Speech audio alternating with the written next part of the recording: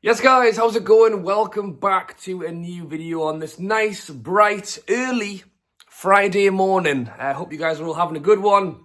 I tell you what, it's weird sitting down and talking about Newcastle having won a cup. The parties have gone on for weeks. To actually just be sat down having a cup of tea is a weird experience. No, for the last 2 weeks, I've either been stood in the field, stood at Wembley, stood in the pub, and it's been great. You know, it was really good. I don't think I've taken it in yet, if I'm perfectly honest. I think it'll take until maybe the end of the season, maybe just in a few weeks' time, if I actually get the chance to look back through the millions of videos and photos that I took. It was, mind-blowing, really. And as I say, sitting here now, it still doesn't feel 100% real. But as Eddie Howe said on the stage, on the town moor, we have a season to play. Like, it was almost weird going into St. James's Park on Wednesday. I got more photos and more videos because it was the first time back at St. James's Park as, you know, Carabao Cup winners. So that was weird in itself. Then the game started and you're thinking, let's just keep it going. Let's just keep winning. Let's just, you know, we've got a cup win. If you said to someone at the start of the season, you're going to win a cup and you're going to get some form of European football, people would have taken it. Like, screw the European football, people would have taken the cup. But to now be in a position where if everything did go wrong, which it won't, touch wood again, we will have European football, we have a cup, but we are well within our chance of getting Champions League. And walking out the stadium, actually, on Wednesday night, I'm jumping around a little bit. Walking out the stadium Wednesday night, my friend was like, oh, well, you know, they lost and they drew. And I was like, you know what? We're not in pole position, but we're in a fantastic position with a game in hand. It's on us. You know, it's up to us now to just keep that winning run going. And we've got some decent games coming up, very winnable games.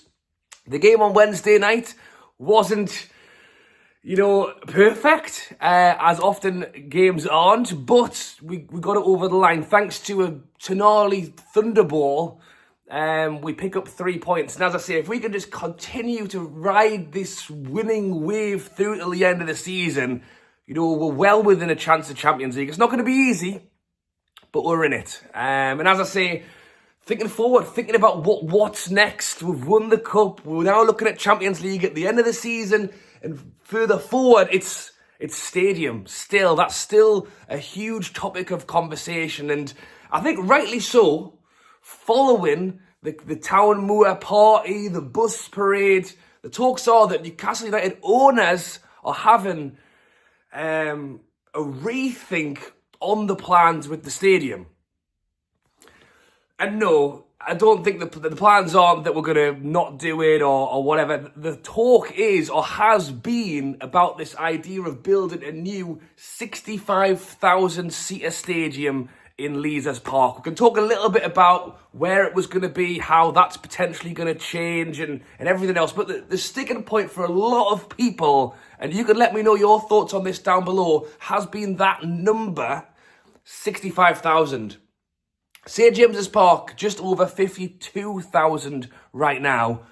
We had 300,000 Geordie. I'll tell you what, if you didn't see the video already, I suggest you go and watch it from the weekend. I still feel like I'm recovering now. 2 weeks of partying has taken its toll on me. And as I say, I'm somewhat just happy to just sit and not have a pint in my hand for the first time in 2 weeks. But, you know, hopefully there's going to be plenty more through the rest of the season. But yeah, just getting up and going out. Obviously, the standard match day, you know, 50,000 Geordies out on the drink. 300,000 people. You know, it was quite surreal. Just leaving the house, 10 metres down the road, I've already spotted a black and white scarf. It was tremendous. And to think, you know, there's already, because you can let me know your thoughts on the stadium in general down in the comments. Because the talk is, you know, do you want a new stadium? Do you want to leave St. James's Park? And I think, you know, I don't know where I am. I guess flexible to the idea. At first, I didn't want to move. Then I did. And then if I'm honest, the talk of, you know, 60,000, 65,000, I'm thinking, just squidge the seats together in the Gallagher, we could probably get an extra 5,000 doing it that way. Do you have to move?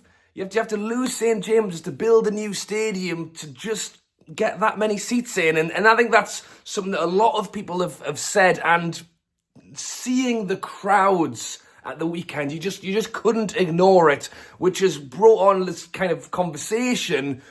Surely we should be looking at something bigger. Well, reports coming out late last night from a few different journalists are saying that the Newcastle owners have taken note of what happened at the weekend and will be reconsidering the number of seats or the capacity they are looking to bring to the new, well, I was going to say new St. James's Park, but new Leazes Park Stadium, which it looks to be. I mean, you let me know your magic number down below, because it's easy to go, 100,000. I mean, I tell you what, the thing is, Old Trafford, what was that like? Oh, God.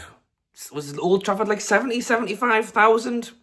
And that was the biggest stadium in England. So yeah, I can appreciate why they've gone, all right, well, if we just look at the current stadiums, where on Newcastle kind of thing. But I just feel for the project we're creating, like, we've won a cup, and at times over the last few weeks, it felt like we've got there, like we've done it, we've won it.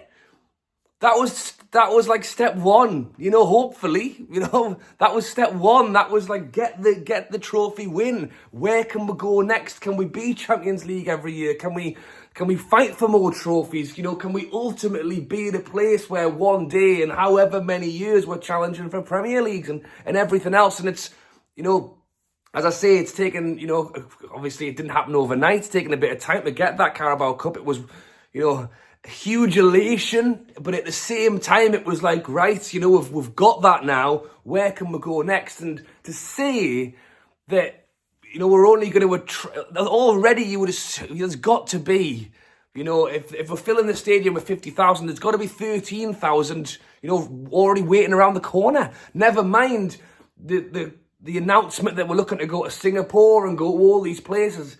Surely you've got to look further forward than just to say, oh, we'll just stick an extra 10,000 on. Surely you've got to look at, for me, 75. I think I understand 70, but I think 75. I think it maybe is pushing 80. I mean, Darren Eales has said that the idea of it is you never want an empty seat. And I understand that.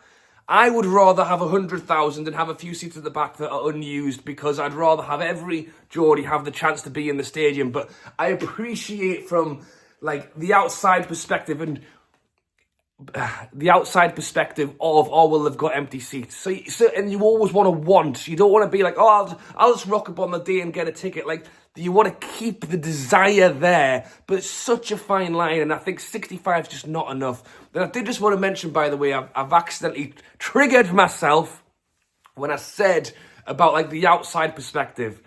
The people online, the media, and everything else, Twitter's a terrible place at times, saying, oh, the Geordies over-celebrating like winning the Carabao Cup. You know what it is? Like, honestly, it could have been, someone's granny's birthday, and on that day, it was the win for the cup, but it was the community, and it was the passion, and it was the Geordies together. Like, honestly, we could have been in that field celebrating, Martha's birthday from round the corner. Like, it didn't actually, like, we were there for the cup, but we could have been celebrating anything. It was just the happiness and the joy.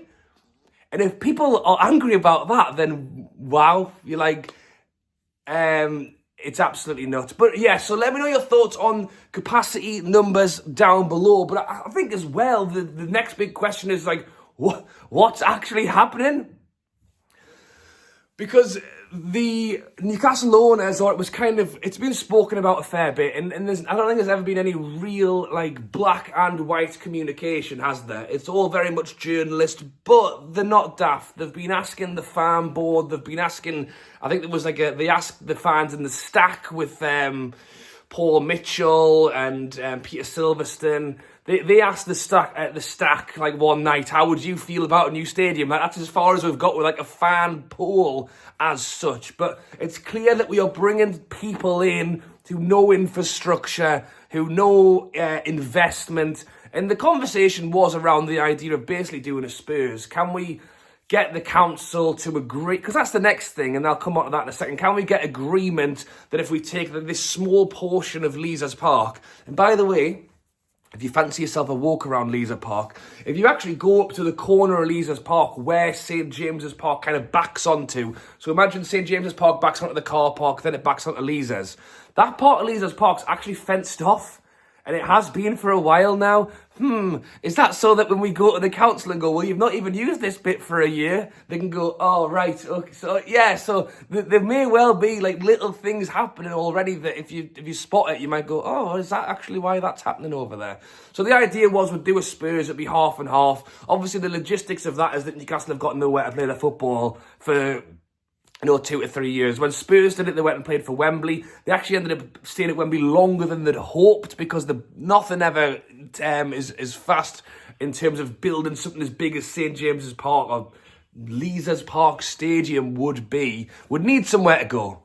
My vote would still be Gateshead. I'd rather go to every other game at Gateshead with my season ticket than have to go to Sunderland or have to drive to Edinburgh, to be honest. I'd rather just watch the other half of the games like in the town or something.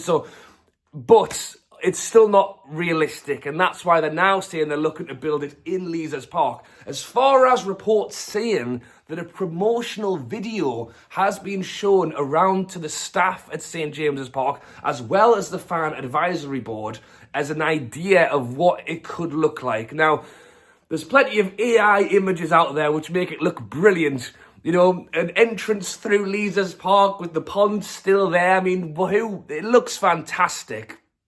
But, you're talking the council, the local residents, the freemen, this is all going to be agreed. And you think, Manchester United turned around on a whim and went, by the way, we're building this new stadium. And I'm going, hang on. They've worked that out in about 3 months. Why is ours taking so long? And I think that's what it is. I've just kind of said it. It's all that red tape around it.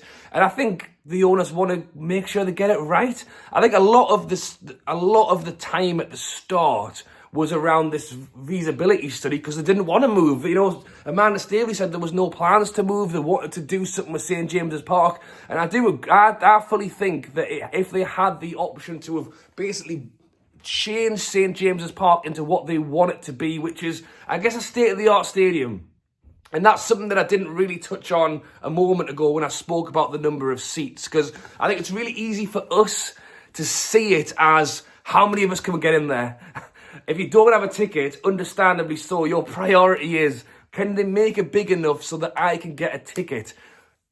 I don't know, unfortunately or not unfortunately, or just a different viewpoint, is that the owners want a state-of-the-art stadium where they can, sell tickets for gigs. Spurs have gone NFL. Like, do I necessarily want all of that in my football stadium? I don't know. I don't really know. If they get some bands there that I like, then maybe I'll be interested.